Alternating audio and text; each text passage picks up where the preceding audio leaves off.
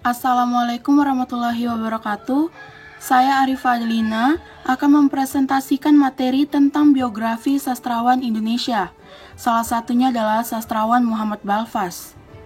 Video ini dibuat dalam rangka memenuhi tugas ujian tengah semester mata kuliah Sejarah Sastra yang diampu oleh Ibu Mariatin SPD MPD.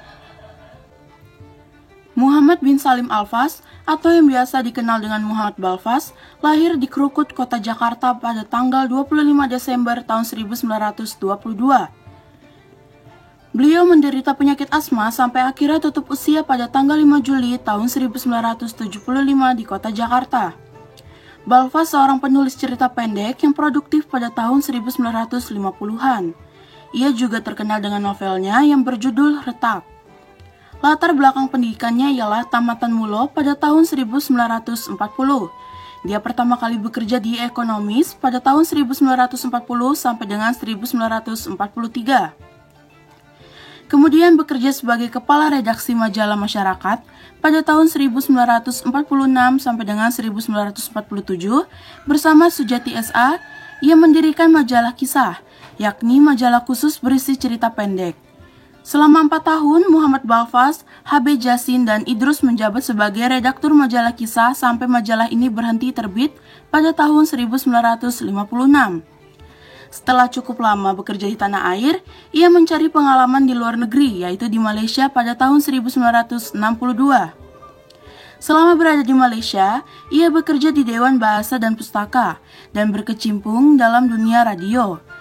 Perantauan Muhammad Balfas di Malaysia membuahkan novel yang berjudul Retak, yang diterbitkan oleh Pustaka Antara Kuala Lumpur pada tahun 1965. Ini merupakan puncak karirnya di bidang penulisan kreatif. Novel Retak karya Balfas sangat populer di Malaysia pada tahun 1965. Setelah di Malaysia, ia pergi ke Australia. Di sana ia mengajar di Sydney University sejak tahun 1967 sampai akhir hayatnya. Muhammad Balfas mulai dikenal dalam kesusastraan Indonesia modern melalui cerita pendeknya yang berjudul Anak Revolusi, yang terbit di dalam majalah kebudayaan Gema Suasana nomor 5 tahun 1948. Selain menulis cerita pendek, Balfas juga menulis cerita anak-anak, naskah drama, puisi, esai, dan biografi. Berikut adalah karya-karya dari Muhammad Balfas.